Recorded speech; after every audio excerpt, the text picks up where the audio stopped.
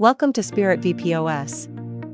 In this tutorial, we are going to learn about tables management. From the home screen, click on the menu button. Then select Administration and choose Places Management. This will take you to the Table Management screen.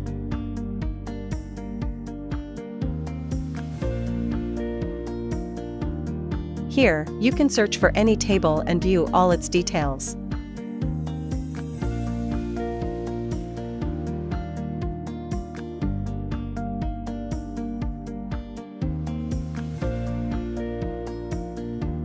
You can also edit any existing table whenever needed.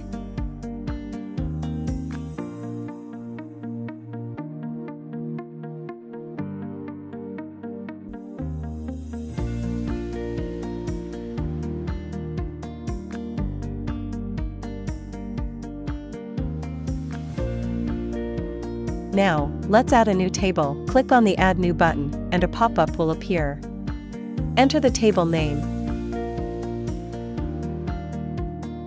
Select the floor.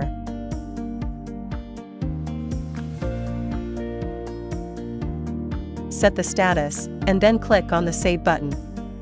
And that's it, you have successfully added a new table.